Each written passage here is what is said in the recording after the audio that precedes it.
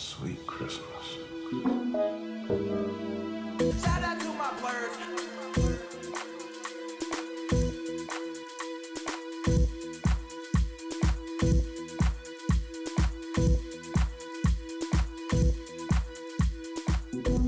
Hello, hello, hello. This is Che. This is Cory. And this is the Next Time On Podcast, a podcast where two lifelong friends discuss all things amazing and all things fetid in popular culture. If this is your first time listening to the podcast, it's like if Luke Hemsworth and Matt Damon had teamed up to create the best comedy podcast in the world instead of the hackiest comedy reenactment in all of Asgard. Is that fair, Cory? I think that's very fair. I kind of thought they'd run the joke back again, but I think it was enough, in my opinion. But I think it's enough for the fact. It's a little more than enough. I think 2 scenes is fine. I think. Let's actually talk about what. Can we just say what we're going to talk about before we actually get into it? I mean, it's the whole last title of the episode. Yeah, I know, but it's just people. Maybe it's just not actually listening to it. So, guys, for this, we're going to have a kind of a mini episode. When we're talking about Thor: Love and Thunder. About 2 weeks out after it came out. So, or I guess a week after it came out. So, full-on spoilers if you haven't seen it yet and you want to see it. Yeah, please and this is stop just listening. Thor: Love and Thunder, so there's no reason for you to even be in this episode if you're not looking for Thor and Love and Thunder. Exactly. I think we're going to get around to Miss Marvel, but in a sense, I just kind of have been very out of it with work, and I forgot about television entirely. So I need to go back and finish Miss Marvel. We'll probably be talking about that entirety in the next episode. I'm assuming we'll get around talking about The Boys, so a bunch of just superhero television The Boys all around. Well, not quite next episode, because next episode is, and this is where I'll do all the plugs, so strap in, ladies and gentlemen. Next episode is the book club. We're doing Monsters by Barry Windsor Smith. Next month, our Curse of the Rewatch, if you are watching along, is the cinematic comic book classic Ghost Rider by Mark Steven Johnson. And you can find Cory's laughing because he did this and he can't pass the buck anymore. I can't. No. It's just a very funny whenever you talk about like a movie like that being like by this person, and it's like, yeah. I mean, listen, he is technically the director of Ghost Rider, and he definitely has a lot more money than me, so I really have no room to talk. So I don't know. I mean, I think his most recent movie was like Killing Season in 2013. I don't know if he's okay. Never mind then. Doing his best work still. You can find all that stuff. All of our future and archive podcasts, all of that will be at nexttimeon.net. You can also subscribe to the YouTube, which is, I think we're going on like 5 months now. It's been a while. Doesn't feel like it's been that long time. But yeah, no, it's just, nothing. Time is weird. Yeah. And especially in these days. Especially these days. You can find all that stuff in the description, the link to the YouTube. If you're watching on the YouTube, don't forget to like and subscribe. And you can follow us at Next Time On Pod on Twitter and Instagram. And that's all the plugs. So we might as well just get into it. We're talking about Thor: Love and Thunder, the fourth movie in the fourth. I was gonna say Phase 4, but it's gotcha. It's the fourth Thor movie. It's the fourth Thor movie. But I think so. We have what we had: Black Widow, Shang-Chi, Spider-Man, Eternals, Strange, Doctor Strange. 6. So wow! So we're this six. is the sixth we're 6 movie. deep. So there's like the halfway point, right? Because we have pretty much. I mean, they had to dump a lot of them out because of the pandemic. So yeah. So I mean, that's kind of also part of it. But yeah, and I think we're like halfway. We're kind of chugging along towards the end of this. So I guess we're gonna kind of and we're halfway through our Marvel movies for this year, which is halfway through. I mean, we only get one more, right? Do we get 2? We have. Oh no, Guardians is next year. It was a Christmas special. And Ant-Man and the Wasp is early 2023 too. So we just have Wakanda Forever next, which I will say, Cory, after these last couple Marvel movies, I'm more worried for Black Panther than I've ever been. I mean, I've been worried about that movie since. I've been worried about the movie for a very long time. I've been more worried about it since because of the fact they didn't want to recast. In a sense. I don't think you need to necessarily, but do you think the movie can work without T'Challa? I think it can. I think it's much more difficult, and that's why I'm now incredibly worried because I also think that you maybe are a bit more down on a lot of the Marvel movies. I think I maybe am only down on about, for sure, 2 out of the last bunch. I would say of the 6, I think we have one good movie, in my opinion. We have one good movie, which is one decent movie, one okay movie. You got to and list three what bad they are. movies. Well, I mean, the best one is. I don't know. I think the only good movie is No Way Home. Okay. I think Shang-Chi is like fun, and as usual, the third act really lets it down. I think Black Widow is like a B- in the best of it, and when I was like, this is like their throwaway to start Phase 4. I was really excited for Phase 4. And then Shang-Chi was good, and then we got Eternals, which I think is not good, but I think even still we're higher on that than most people are. Yeah, I'm not disagreeing with you on that one. And then I think Strange and I will tip my head now. I don't think Thor: Love and Thunder is good. I think I'm gonna be the very opposite of you. I really I mean, I think I do agree with you. I think my favorite out of these new films was No Way Home. If you're saying anything other than No Way Home, I don't really know. I could see being like huge fans of Shang-Chi.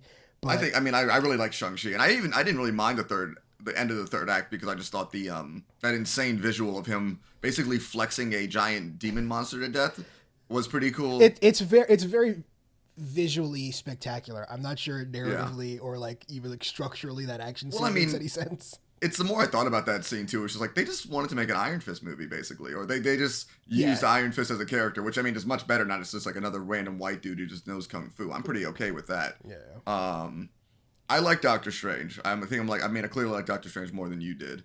And I rewatched it. Like I think, or at least half of it. I was on a plane ride and I watched half of it. Yeah, it's on Disney Plus now, right? So yeah, it's on Disney Plus. So I watched half of it on my trip.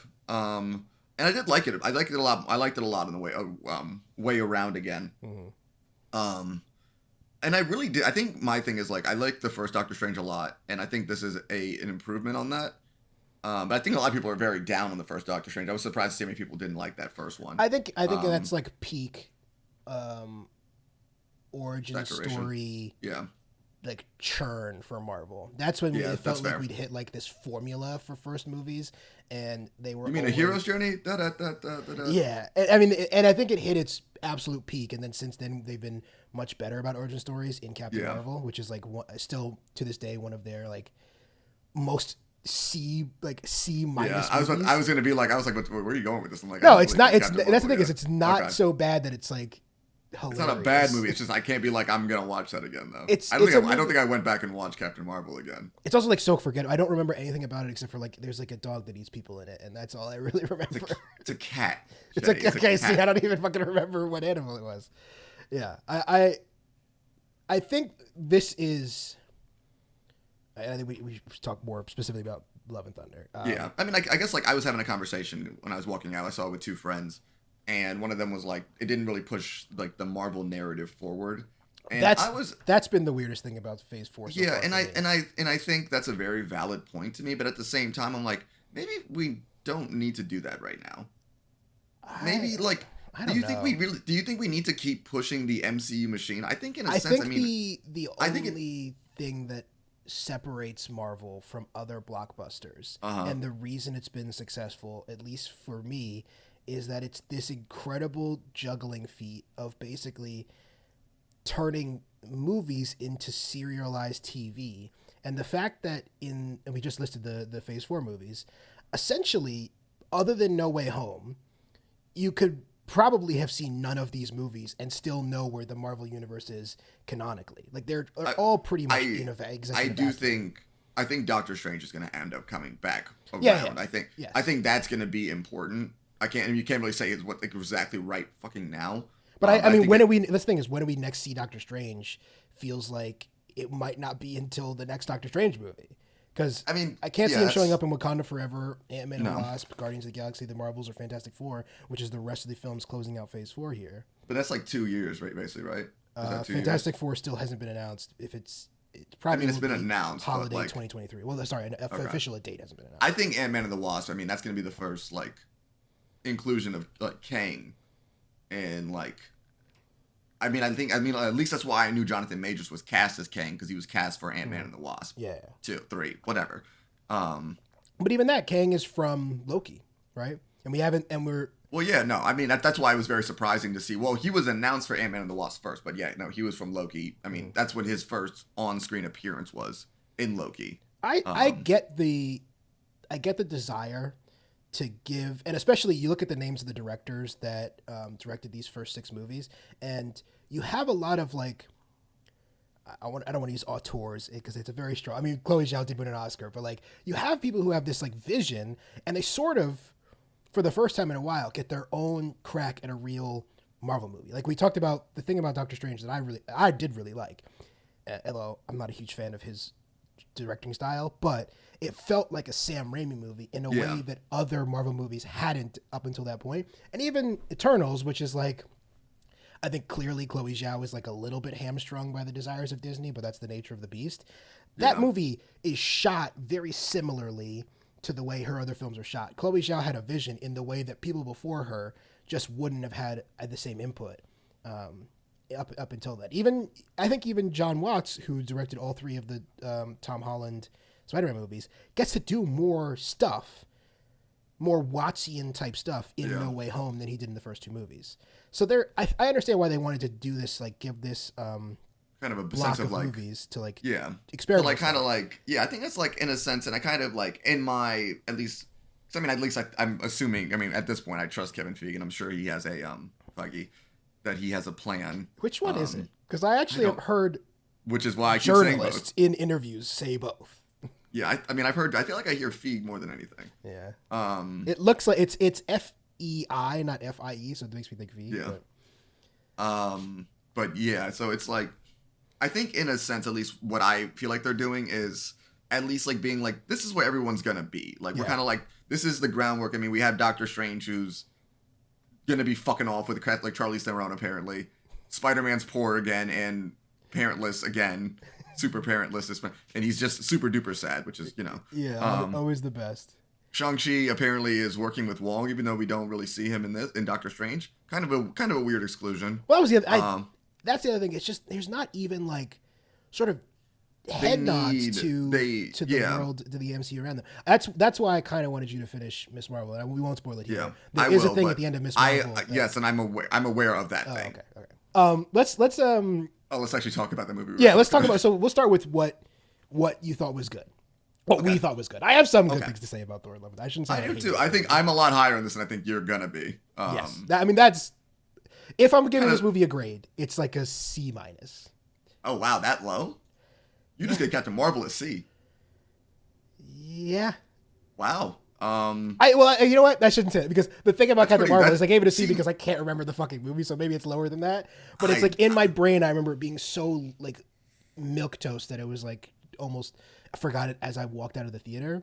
This movie I have not forgotten because there are some really cool things in it. One of my bullet points of things I really loved is that black and white actions, the fight. No, that was fantastic. That should have just been the whole fucking movie as far as I'm concerned. It's so beautiful. That was so fucking cool. I'm like, wait, why did we leave that? Like we could have stayed there. It even made me forgive the like very terrible setup for the fact that color gets drained from that place. He goes there multiple times and there's color, and then they fight. Then the like last time they go there's no color, and you're like, why? And then you see why because there's this great black and white fight scene.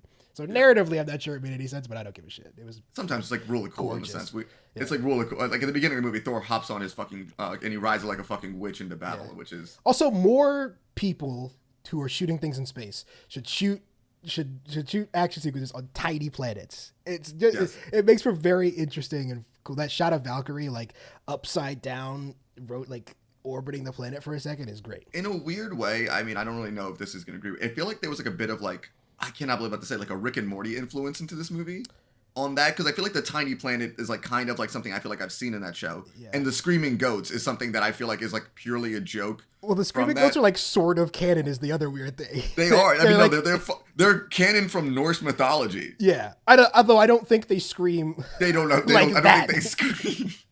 Yo, this fucking fly, man. Fuck off, bro. It's haunting me.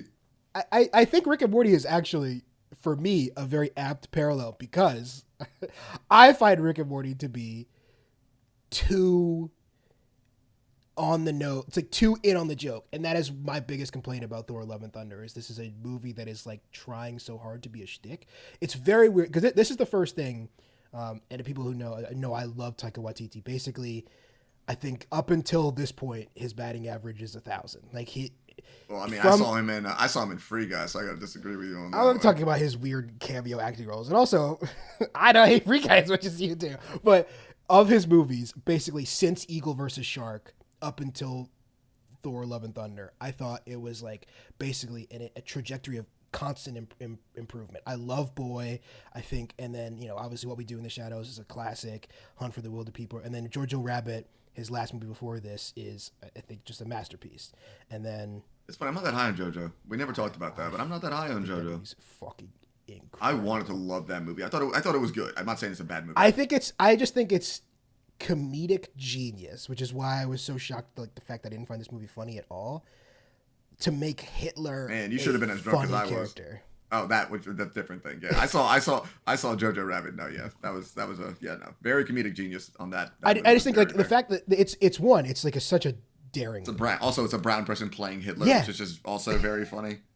And I think it's one of my favorite Scarlett Johansson performances, even in that she's very small role. She is so fantastic in the sense of like, damn man, I kind of wish they could have worked together again. But she's dead in this universe. Yeah, and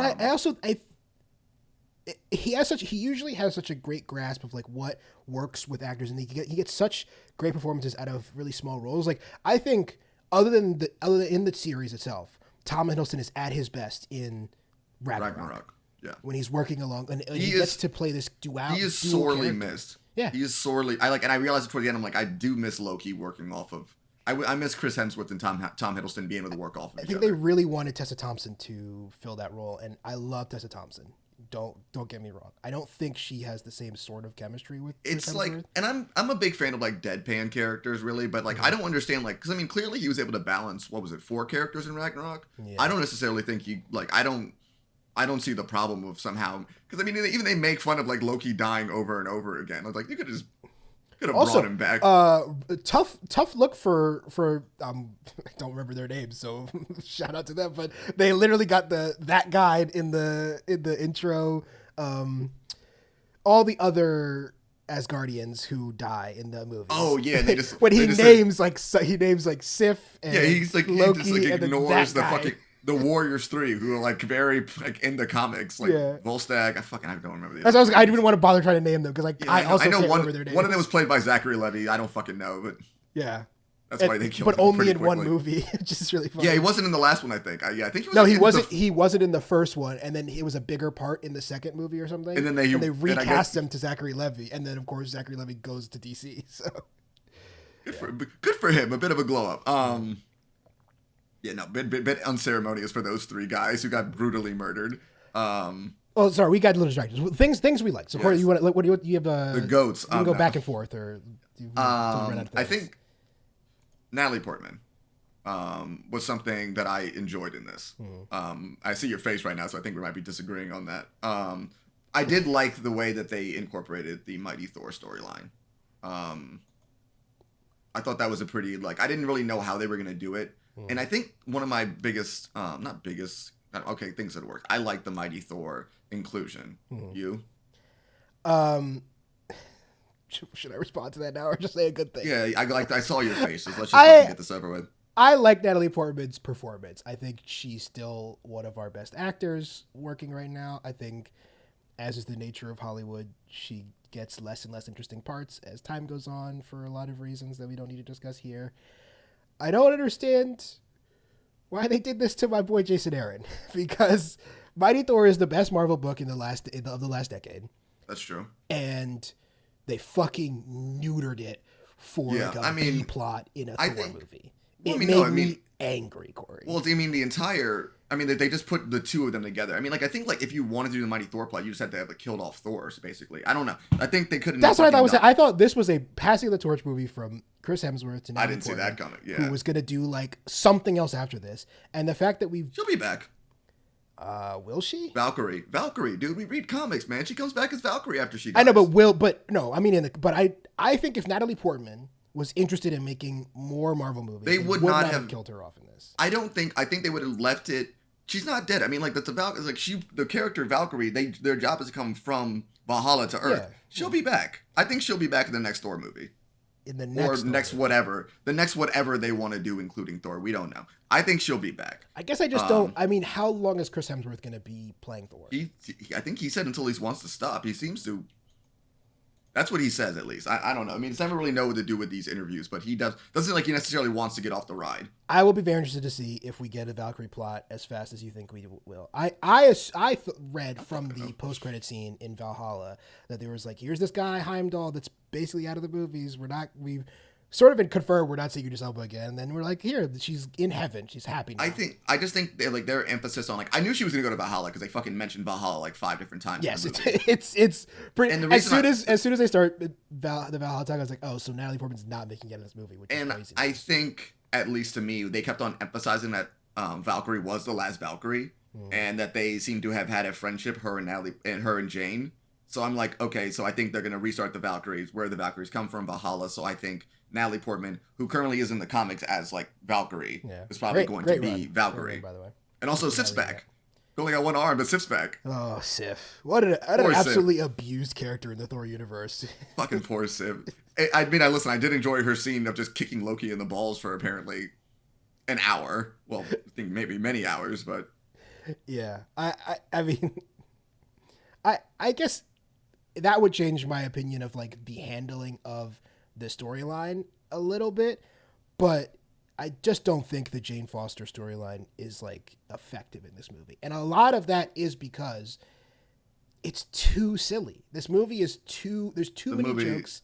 It refuses to let there be a moment of emotional, like reality. And then then you want me to get invested in this character dying of cancer when like you've been making jokes this entire time? I like the scene. I like the scene though with her and Thor on the boat when she tells him she has cancer. I like that scene. I think those are just they're two good actors. Chris Hemsworth and Natalie Portman are good actors, and that's why that moment works. I just don't think this character. This feels like Kat Dennings is only in one scene. Yeah. Wow. I mean, she's always been like a pretty. I mean, but I don't really know what else she could have done in like interstellar journey or whatever. But yeah. And they already have a lot to juggle, so. And she was in WandaVision. Yeah. She'll be back, I'm assuming. Yeah, I'm assuming. All right, I'll say a good thing then. Yeah. I love Christian Bale. Yes, he was very good. He clearly, by his interviews, has never for a second watched a Marvel movie. But his performance is fantastic as Gore the God Butcher. It's a great origin story. I kind of wish that we had maybe trimmed down some other storylines and just spent more time with him. I think that watching him kill a bunch of gods would have been really cool. And yeah, I think it's like one of those things too. I can't remember in the Jason Aaron like run. Was it like more of like a Trail of Destruction? Yeah. Kind of vibe. I mean, they definitely did take when they found Sif. That was from like the comic. That's just which is a great fucking shot. With more jokes in it though, but whatever. I did like the whole like he's like one of the kindest gods of like the Chitauri. I'm like, okay, that's kind of funny. Yeah. It was like a little bit, and it wasn't too much. There are parts where there shouldn't be that much humor. I'm not disagreeing with you. He's laying over his friend Sif, who he thinks is dying, and then there's a joke about not entering Valhalla because she didn't die in the battlefield. Well, he's not wrong. I'm not saying, but it's like tonality of the movie. It just is not like it. I think this is the thing that annoys me about. I think it's more of a Taika thing than a Marvel thing. Honestly. No, but that's the thing. Jojo Rabbit. But I mean, like the same. Like it's like in Ragnarok, he kind of seemed to have balanced it like that's a lot what I'm better. saying. I think Ragnarok was a much more. I'm wondering. No, I'm not disagreeing with you. Ragnarok's one of the best Marvel films. I'm not disagreeing with you on that. I think it's more to me. It's just like I'm wondering. Like it's not. I don't want to say slanderized and stuff because I don't really think he got that bad. But it definitely felt like he was very much like people like this part of it, and people it's like more like, nah, man, the jokes are really funny, but we kind of wanted. And I think the thing I honestly see a lot of people who don't watch Marvel films and like who liked Ragnarok, they were like, I liked it because basically it was a comedy, and I think maybe that kind of like somehow worked his way back into it. But the best comedies need tragedy, and that's the best comedy movies of all time are not nonstop jokes from start to finish. Well, no, exactly. I think the thing about this is it seems like this movie, as you're right, I think it could have just been edited a bit better. I think if we kind of hung around Jane for a little bit more when she's dealing with the cancer, I think like kind of, Yeah, I think that would have definitely given it a different kind of emotionality. A little bit more with Christian Bale. I mean, that opening itself was Opening a very is fantastic. great opening. So it's like if they kept that energy and kind of like keeping Thor as like the only like comedic person with a little bit of Korg, I think that's what kind of like could work. And I think in a way though, I think they really could have played up a bit more of like, even though he got back in shape, he's still very clearly depressed. And I think there could have been a little bit more to have been done with like Thor in that capacity. Because I mean, what's the same? It's like the same. A very similar thing happened in another movie where like they end up with another kid, and that's kind of their whole redemption story in a sense. And I can't remember the fuck that is. Another kid. Another. I don't know. Movie? Like no, just another movie in general that like kind of did it a little bit better, like kind of like Warrior or whatever. And then they end up with a kid he ends up raising, or some shit like that. I can't remember. Also, cool to see Eternity. That was something I didn't expect to see on the big screen like ever. That was a pretty cool visual. Is the kid Eternity now? I'm kind of confused on that part. The kid has powers, so I guess. Yeah, so it must be. I mean, that's kind of a big deal. It's basically like God. Yeah.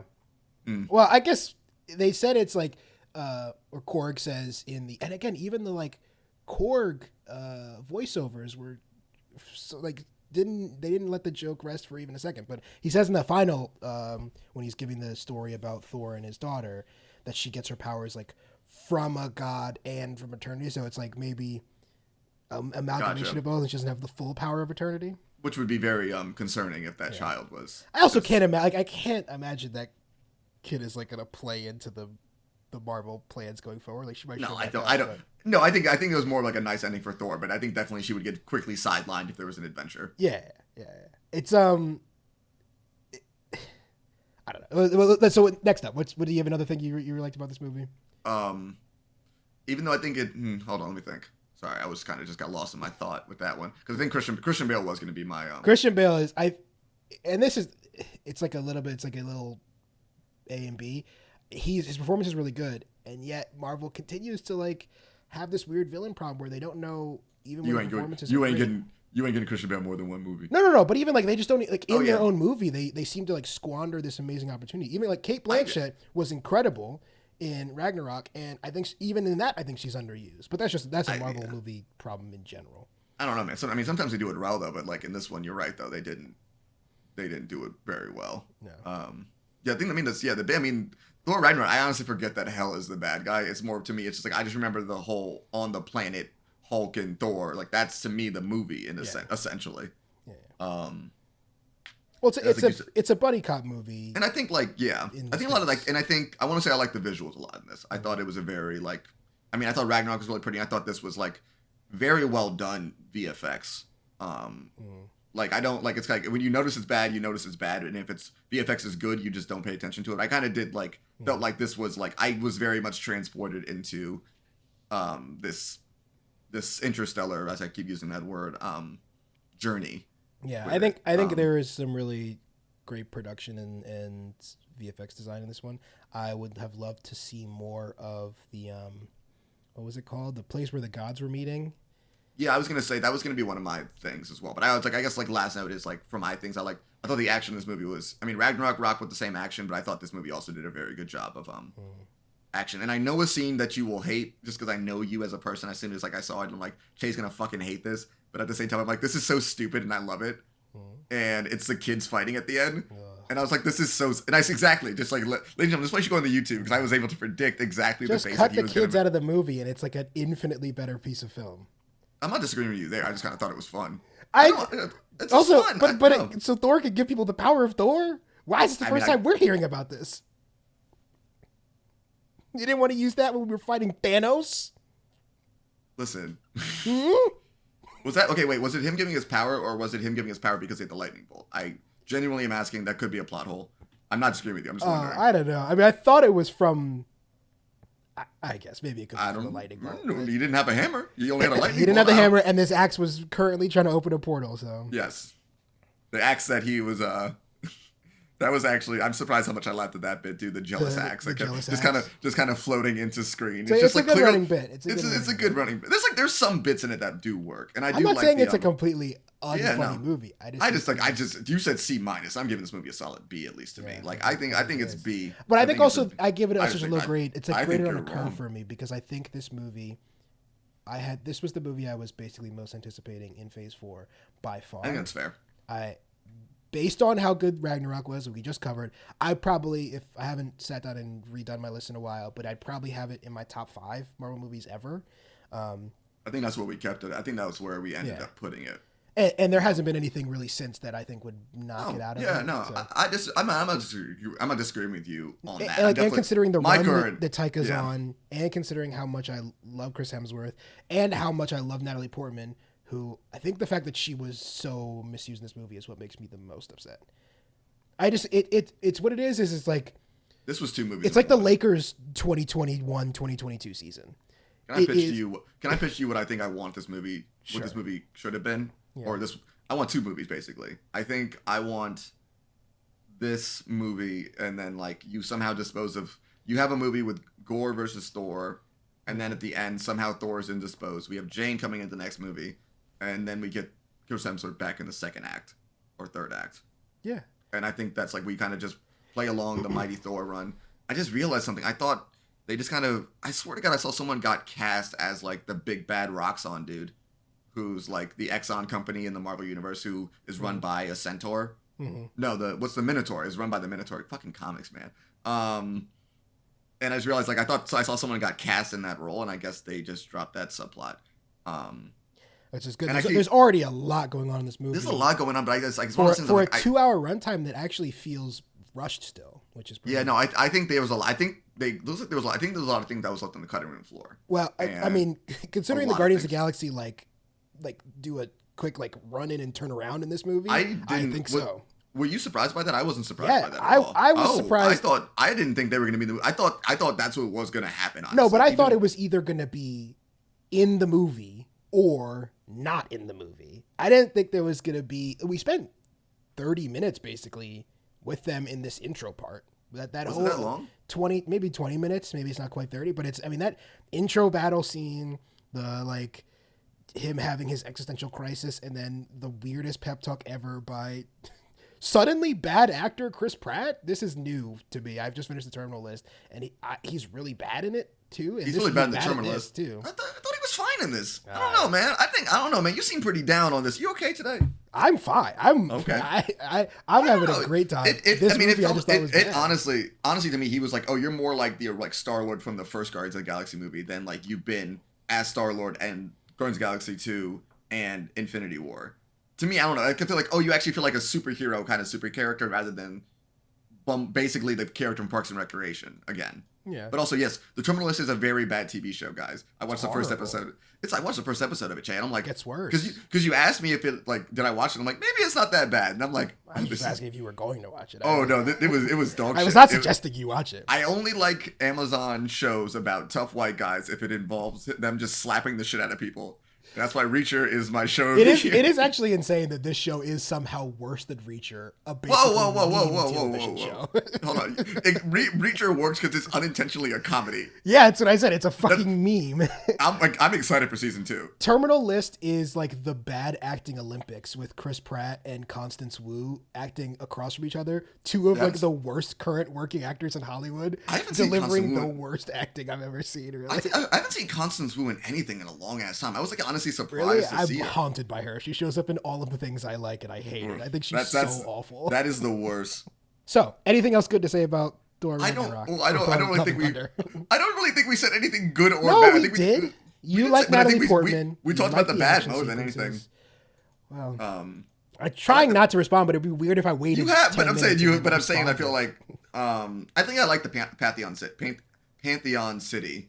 I thought that was a bit of like Pantheon City's cool. It's a lot of cool Easter eggs if you're like up on your different lores. I was surprised to not like see like somebody like Khonshu or something like, or some kind of like Egyptian. I don't think that was. I was pretty sure we were. I was like, oh, when we're gonna get the little Moon Knight Easter egg, but no. I feel like I think that deliberately that's kind of intentional. I mean, I guess because probably they're all dead. I guess that's what we're supposed to be getting at right now. Yeah, but you could have had some. I guess there is. You see Iset or Isis. That's fair. So there is some Egyptian gods there. Not to throw stones inside of my glass house, but it's been like this for a while. But Russell Crowe is like big fat now. Yeah, I was surprised. It was how, like weird, dude. I was surprised how big he got. I was like, I just haven't seen him in a while. He was in Boy Erased. In Boy Erased, he's like, because I hadn't seen him in a while either since Nice Guys. And in Nice Guys, he's not like Gladiator Thor. But no, he's starting to kind of, in Nice Guys, he's starting to kind of like put on that kind of beer gut. But in Boy Erased, he's like, it's bad. And then in this movie, it's just weird. Like he's like, I think that's part of the joke. It's part of the joke. I mean, I think that definitely whatever he's wearing, that little thing definitely is probably bigger than how he actually is. Yeah. There was a lot of, it was like, I think there was 4 different orgy jokes in like a second. Yeah. There's a Thor as a giant dick joke too, which was not what I was expecting. You're not invited to the orgy. That's okay. I don't think I want to go to the orgy. I don't think I want to go to the orgy. The scene of him walking down the steps with the skirt lifting is probably peak comedy to me, though. It was so dumb, just dumb. I did like that scene, the god scene in the, what is it called again? Keep calling it the God Temple. That's not what it's called. I just keep saying Pantheon City, or like it was like this. I don't think that's even right though, but that's what I'm keep on saying. I like that scene. I think that scene does really work. I think this is before we get into the rest of our discussion. I had the first time in a while where people were like next to me talking, and I haven't had Weren't that you in a at long the Alamo? time. I was. Did you card him? No, I told them to shut the fuck up. I would have carded him. No, and they shut the fuck up. But it was just so annoying. It's like, that's Zeus, and I'm like, no shit. He just said it's Zeus. Who the fuck else would it be? Why do you need to say it out loud? I don't. For who? I've said it before and I'll say it again. They should be shot in a firing squad. Oh my god! I was just like, dude, shut the fuck up. It's so ridiculous to me. But either way, anything else to say good, positive about this movie before? I don't know. I'll probably come back. You know how this works. I'll probably come back around and start defending things when you start talking. Yeah. All right. So on to the things that weren't quite working with Thor: Love and Thunder. Do you want to go first, Cory, or should I go first? I don't know. I mean, I think I kind of talked about what I felt like didn't work. I feel like there was a lot of things that they wanted to add in. Yeah. Or like kind of just keeping a balance. I mean, I kind of also just said that they pretty much they smashed together 2 storylines. In a sense, so I feel like it could have worked. But I kind of just felt like they were doing a bit too. There's ways to have made it better or more concise. I think you were talking a good point about the whole their kids being the whole like things are at stake situation. And I think he did the same thing with Ragnarok, but with Ragnarok, I'm like, guys, truthfully, I don't give a shit about these random Asgardians getting off this planet. I don't give a fuck. Like to me, I'm like, I don't care if anything is more like, yo, Asgard's gonna fall. That's more important than these random ass people. Right. But I think that was like there was just some choices that I just didn't agree with. I had a lot of fun. I think it's I mean it's not a good thing, especially when we do this podcast where we're supposed to talk about this. But it felt like the first time in a while, I'm like, brains off, let's just have some fun. And I mean, talking about it now, thinking about the next morning, I definitely have some issues and things. But yeah, you know. Yeah, I mean, I think that's been sort of the story of Phase 4. Even No Way Home, which I like I said, I think is the best movie of these 6 so far by a long shot. They've all felt too crowded, too cramped. I mean, we talked about this, especially with Eternals, which is a movie that should have been a 10-episode television show. Yeah. And it just tries to do so much stuff. And because of that, you don't ever get to do anything to like 100%. You have to do everything to 60%, and that lets down your entire storyline like that. I think that is probably the crux of what is wrong with this movie. This movie needed more room to breathe, and it very quick. And it was just very how quick everything kept happening. And I was like, you guys wanted to do this thing, and then you have to do this thing, and then you have to do this thing. I think that's the biggest part about why I thought it is weird that we didn't like. Why not? Like you're right. You probably didn't want Natalie Portman to like stretch over. She's not going to go on a 10-year run of being Thor like Chris Hemsworth after this. And maybe the plan is to bring her back as Valkyrie pretty soon. But why not run this Jane Foster Thor storyline over 2 movies maybe? Like at least give us 4 hours of this instead of jamming her entire Cancer and Thor arc into one 2-hour movie that also has to do all these other stuff. I agree with you that's probably, if I was ranking the things that I think that let this movie down, that's number 1. I think it's just and it's funny like with pacing where it's just like this is too fast a pacing rather than like too slow. And it's like and I prefer fast pacing over slow pacing any fucking day. As I said, I did enjoy this movie. But but yeah, I can definitely. Yeah, it just. I mean, I think it's one of those things where I was like, I kind of wish there was a bit more time to like hang out with it. It felt quick, even though it was long. It was a weird feeling. Yeah, I mean the 2 hours also felt like for me, I was like, this movie could end now if I'd be good. But also at the end, I was like, damn, we really smashed a lot into 2 hours. All right, well, let's the next on my list of things I didn't like that we haven't talked about, and I know you like it, so we'll talk about it. Is I am anti Brett Goldstein as Hercules. I am anti you as a person. I like Brett Goldstein. I have to say, I feel like I have to say this again because we did this in the Ted Lasso. I think Brett Goldstein is a fantastic comedian. Not Corey hates when I plug other podcasts, but his Films to Be Buried With podcast is one of the best podcasts on like out right now, which is saying something because there's 730,000 podcasts. But I just don't think he works as Hercules. I think it could work. I think it depends on what kind of Hercules we're going for. He's fucking British. Everyone's British. I know, but he's like... Che, everyone's British. What do you mean he's, like, he's very British? He's like fucking... Oh, it doesn't matter. It doesn't fucking matter. You know it doesn't matter. I also... Why can't Hercules... Not... We don't fuck... we don't know what accent... Thor sounds Australian. No. But my thing is not... It's not that he's... It's like there's this demeanor that Hercules has. And again, this could turn out like, up until this movie at least, Chris Pratt as Star-Lord, which is not at all like the comic book, but I still really enjoy it. So this could be that Brett Goldstein delivers... I think Chris Pratt needs James Gunn. I think that's what kind of No, I just think Chris Pratt's like lost. No, I'm saying I said if he wants to play a good Star-Lord, I think he needs James Gunn. No, I know, but I'm just saying I don't think that's a problem. I think there was a Space Jam situation and somebody stole his power of acting and gave it to somebody else. Yeah, I don't. It fucking sucked. It's a real bad. Yeah, show. It's really bad. It's really bad. A really bad show. I don't know. I mean, like, there could be a version of Brett Goldstein's performance as Hercules that is completely different from the comic book that is also good. I just don't think he can do the version of Hercules that I currently have in my head, which is probably not a great scale to grade him on. I don't know. I think it's, at least to me, he's... When you can be in a show like that and play like both a serious and silly character at the same time. And I mean, I don't know, man. Like, he seems like he at least has a good enough head on his shoulder from at least Ted Lasso that I'm like, you can do well in the Marvel. I mean, that's the thing, is it just seems like they're pulling a name out of a hat. And like Ted Lasso's big. Let's get guy from Ted Lasso who isn't Jason Sudeikis. I mean, listen, I really hope I'm wrong. You're a sour guy today. I just don't think this movie was good. That's all. You're extra grumpy today. I'm not grumpy. I just don't think this movie worked. And it is bumming me out because I love Taika Waititi. And literally, like I said, up until this point, literally everything he touched was gold.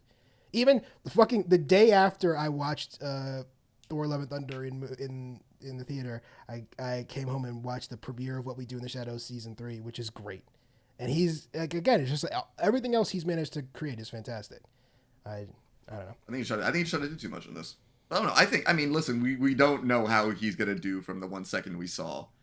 At least of him, of Brett Goldstein. Yeah. I'm less. That's very low down on my list. I mean, and I didn't even know who the fuck he was when he first saw it. I'm like, who the fuck is this guy? Like, as Hercules, he doesn't have long hair. I'm like, oh, okay, I'm about this basically. Yeah. It's very low down on the list. We've touched on a lot of my concerns, and I promised myself I wouldn't. I would try not to be too down on this movie because I don't hate it, but I think it also, the thing is, it has me, like I said, it just has me worried for upcoming Marvel movies. I was never like that excited for Ant-Man and the Wasp. I think that's been one of the weaker Marvel properties up until. And I did enjoy the second one of those. They're fun, but I just don't think there's like anything of real note there. But I think there's a version of Wakanda Forever that could be terrible, and I think what Marvel needs to do, at least when coming up, is they need to figure out who their next big bads are going to be. I don't think. I mean, besides Kang. Besides Kang. I mean, I think Doom is kind of way too much of like it needs to pop up at some point. Namor is popping up in Black Panther, so I guess like that's going to be the start of that. Is Namor a big bad though? Namor's like morally gray. I feel like he floats on both sides. Yeah. I mean, he's blown up planets before, so you really can't be that good of a person. No, I mean, I'm not saying he's a good guy. I'm just saying, is he have the gravitas to be big bad? I don't know. I mean, like to me, it's just like dickhead Aquaman. So it's like, like I feel like you could just play a lot with that. He's also a mutant, so I feel like there's a lot of lot of circles that he falls into. And I just like I like Namor as a character. No, Namor, yeah. I'm not disagreeing I with mean, that. I guess not big bad, but I definitely think he could be a big influence onto like a lot of events that could happen. I mean, I definitely probably end of the day he'll probably be a good guy when he needs to be a good guy, but Yeah. I think Kang Doom, I feel like we're fucking circling the Galactus, whatever. They're like I'm waiting for that shoe to drop, and I feel like they're trying to. They're building up to something, and I was waiting for it to happen. I mean, I think Secret Wars is not very far away. We're talking about incursions in Doctor Strange. I just gonna think they need to start like giving people a reason to be like and start building the steps upon what's going to happen. Yeah. I think Loki was like the last one. I'm like, oh shit, this is like ramifications. And I think Spider-Man sort of was ramifications for himself. And I think like Shang-Chi, we don't really know what that is even referenced to at the end of his movie. We haven't even touched on him again. I cannot imagine Blade being a very big, like, any type of, like, world-changing events. And I'm cool with that. I'm fine with Blade just killing vampires with Jon Snow. Yeah. But I don't know. I think, I would like, it's a weird thing for me. Cause I'm like, I like these movies and I don't mind taking this quick break before, like, the world explodes again. Cause I feel like it would, if we just threw ourselves back into another Thanos situation, we would have just gotten sour on it. But I don't know. I think you're right, though. I think they need to start doing something. But part of me thinks this phase is going to end up just being this. I think it probably is. I mean, you think mentioned Secret Wars and all this stuff. Yeah. Like, any of these movies left gonna have Secret Wars in them? I think all these movies so far is just like, here's the adventures before the giant arc. Like, here's this, like, the 6 to 12 issue like run on something that's like, this is fun, but this is purely character focused, or this is like going to be pretty much a contained storyline before we throw ourselves into the event tie-ins. Yeah. No, I agree. I mean, it seems like we are setting up a lot of stuff. Obviously, it's been a minute since we've seen Valentina Fontaine, Julia Louis-Dreyfus's character. I forgot about Thunderbolts. Yeah. So, I mean, there's a lot of stuff bubbling under the surface, and my issue is that it just always seems to be like contained movie credits, MCU after credit scene. What I really want. That's been fucking that's been most of it though. A lot of them though. Right, but I think when the MCU is at its best is when these movies are really actually tied into each other, and they do, and that's the thing. Like I said, these are not the Marvel movies are not like great cinema. This is not like these are not getting added to the Criterion collection. What is really fun about them is it's this collective experience of this overarching story. And when you lose I think they just fair. become pedestrian. I don't know. I don't know. I guess I'm just like, this is shit I like. So I really don't. I'm okay with a bit of a break. I'm okay with not moving the story forward for a second. Yeah, I'm not saying. I mean, I'm not saying that that's a bad idea. I just also think those movies have to be good, and if they're not good, then no. I agree with you. And I like this movie, but I can understand. I understand your criticisms, and I'm not trying to discount them. I just think I like this movie. I did enjoy it. I'm excited to watch it again whenever it comes back around. Did this end up doing? I didn't actually pay any attention to the box office. I'm sure it's doing well. I don't think anything else is in the theaters right now. Well, when I went to the movie theater, there was nobody in there, which is when I knew that the reviews were probably bad. Because if you're in a horror movie, the Monday after the first weekend, you know what I've noticed? Well, Monday, you're not many people. You couldn't get fucking Spider-Man. You couldn't get tickets for an entire week after the first weekend. It's Spider-Man though. Spider-Man's a different beast, man. It is. Thor: Love and Thunder plunges 80%. So yeah, the reviews hit it hard. I mean, it got reviewed pretty badly. Yeah. So, I mean, hey, listen, machine ain't over though. But yeah, I think maybe Marvel's still printing fucking money. I think it's gonna be. I think hopefully this is at least a look. Because I mean, we have noticed that there hasn't actually been a writer or anybody attached to Fantastic Four yet. So maybe they might need to take a second and be like, yo, we gotta, you know. Yeah. I wonder if. But yeah, no, I am concerned about Black. I mean, we've been concerned about Black Panther vocally for a while. Yeah. And I am concerned about it. I don't know. I think I'm just, I don't have anything more to say that people haven't already said about that. So. Yeah. Anything else to say about Thor: Love and Thunder? Nope. All All right. If you got nothing else to say about Thor: Love and Thunder, we'll be back next episode with Monsters. Barry Windsor Smith. Read it. It's great. Corey, anything else for the people? Nope, nothing else from me. I've been Che. I've been Corey. We'll see you guys next time. Bye.